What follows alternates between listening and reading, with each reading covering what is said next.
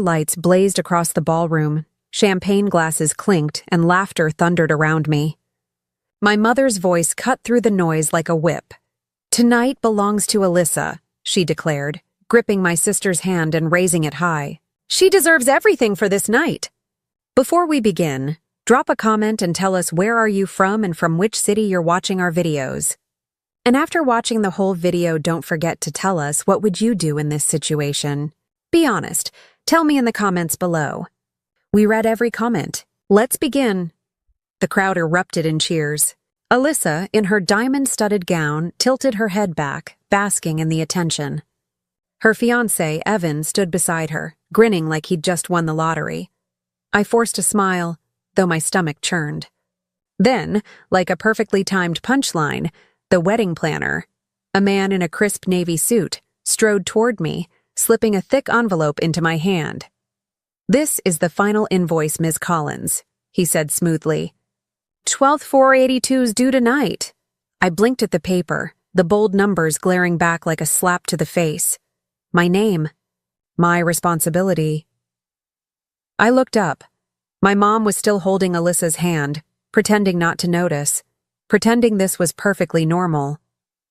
Everyone around me kept cheering, clinking their glasses, as if they hadn't just shoved the entire financial burden onto me like I was some invisible servant. I felt the heat rise in my chest, my pulse hammering in my ears. My lips curled into a smile, not the fake one they expected, but the sharp, dangerous kind that made a few people pause. I slid the invoice into my clutch, pulled out my phone, and stood. "Ladies and gentlemen," I said, my voice slicing through the noise. The chatter died. Dozens of faces turned toward me, still glowing with laughter, now edged with confusion. "Seems like I have a little surprise, too." My sister's smirk faltered. My mother's glass froze halfway to her lips. I tapped the screen, loud enough for the microphone nearby to pick up the sound. "You've been celebrating on my dime, but I'm not paying this bill." Gasps rippled through the crowd. Alyssa snapped, "What are you talking about? You can't just—" "Oh, I can," I interrupted. My tone was calm, but inside I felt like a live wire ready to snap. "See, the planner handed me the invoice. In my name, $12,000. Money none of you even asked if I had. You cheered while you shoved the weight on me." The room shifted. Cheers gone. Silence dripping heavy. My mother's face reddened, her voice trembling with fury. "You will not ruin this night, Emily." "Ruin it?" I let out a sharp laugh. "No, I'm just pulling back the curtain. You all wanted a show. Well, here it is." The energy in the room was no longer celebration. It was tension so sharp you could hear breaths catch. People exchanged nervous glances. The music faltered. Alyssa's hand slipped from her fiancé's, her perfect posture cracking, and I, standing in the middle of their carefully staged fairy tale, felt the first taste of control I'd been denied my whole life, and I wasn't stopping here. For a second, no one moved. The entire ballroom, dripping in gold decor and polished marble, froze like a photograph. Then Alyssa found her voice, her tone dripping with indignation. "Emily, stop being dramatic," she snapped, tugging at Evan's sleeve. "This is my night. You're not going to ruin it just because you're jealous." The word jealous landed like poison. People muttered. A few raised eyebrows whispering, "Jealous of what?" I turned slowly, scanning the crowd. "Jealous," I repeated, my laugh bitter and sharp. "Of a sister who can't even pay for her own party? Of a mother who hands me a $12,000 debt like it's a party favor? No, Alyssa, I'm not jealous. I'm done." Margaret stormed toward me, heels clicking like gunfire on the polished floor. Her lips pressed into a thin line, the same look she used when I was a child and dared to talk back. "Put that phone away. You're embarrassing yourself." "No, Mom," I said, my voice carrying louder than hers. "I'm embarrassing you. Everyone here needs to know what kind of family I grew up in.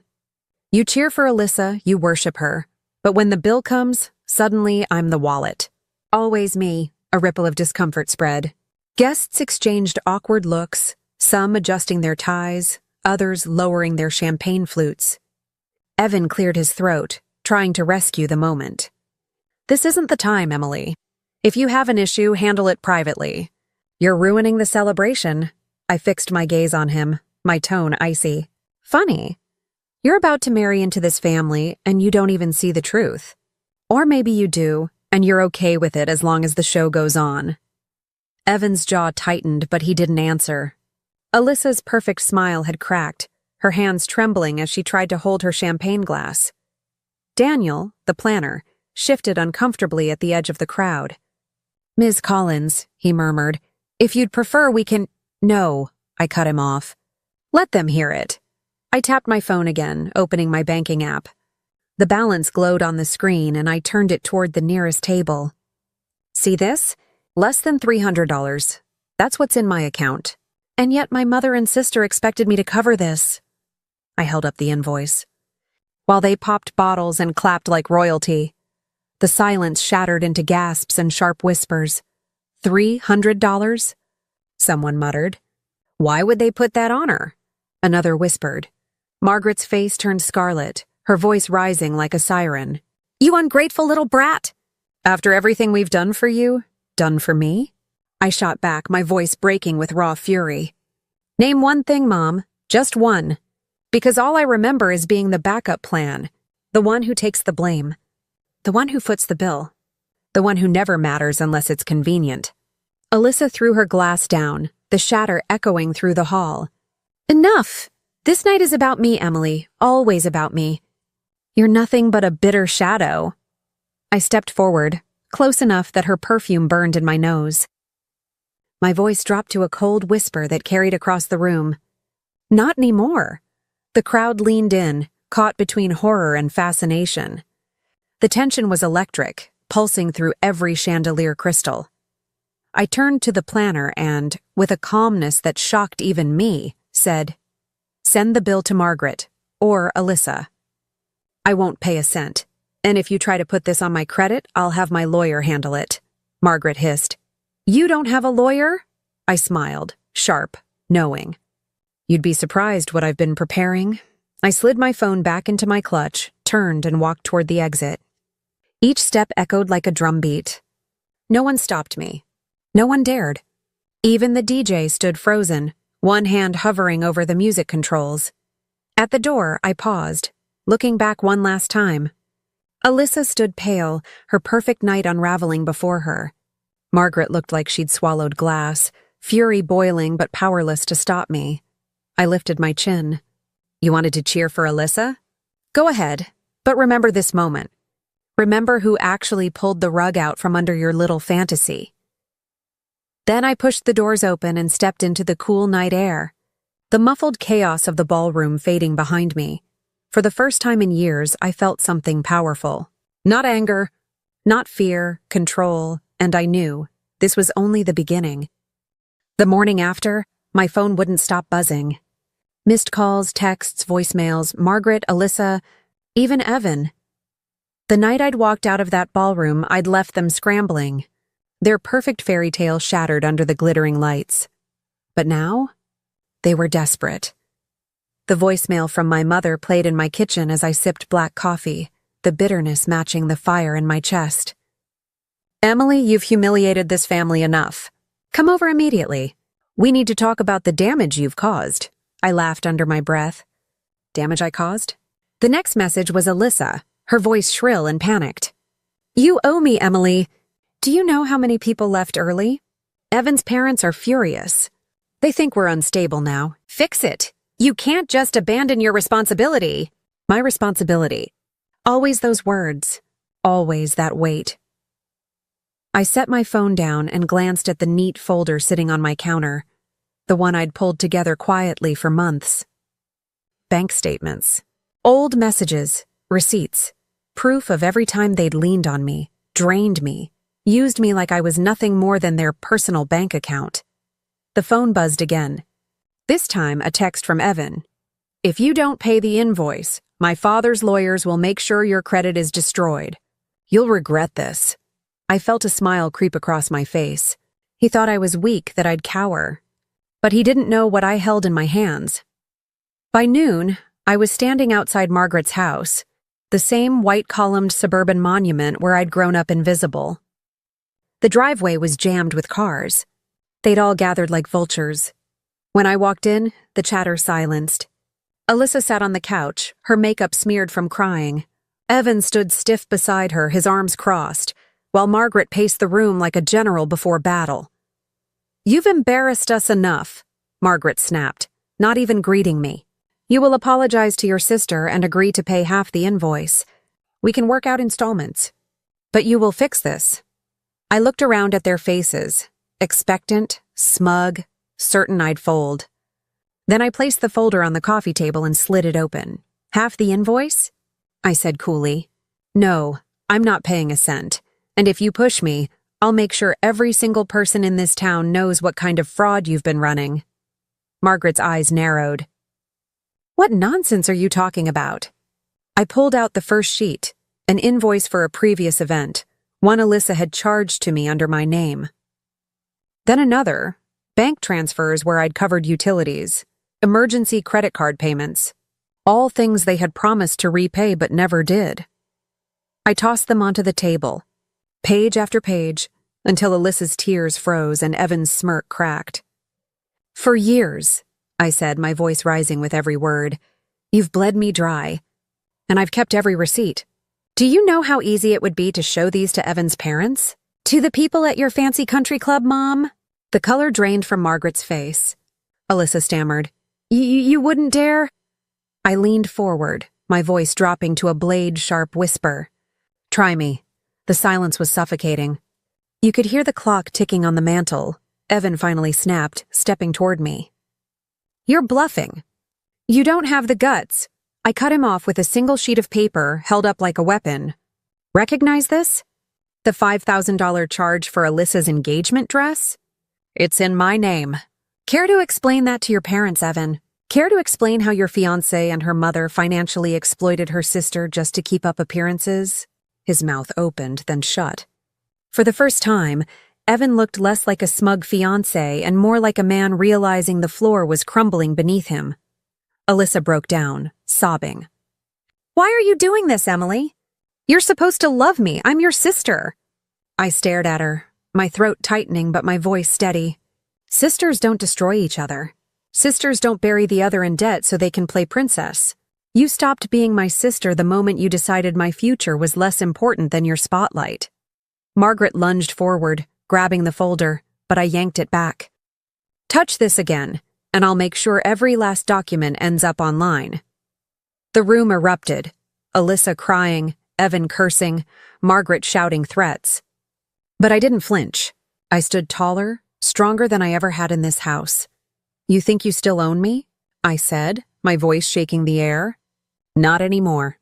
You've had your turn. Now it's mine." And with that, I tucked the folder under my arm, turned and walked out, their chaos trailing behind me like smoke. But I wasn't finished. Not by a long shot. 2 days later, the Collins family tried to erase the scandal. Margaret spun excuses to relatives. Alyssa plastered fake smiles on Instagram. Evan's parents were fed half-truths about a misunderstanding. But whispers traveled faster than lies. Everyone knew something had gone wrong at the engagement, and curiosity was simmering.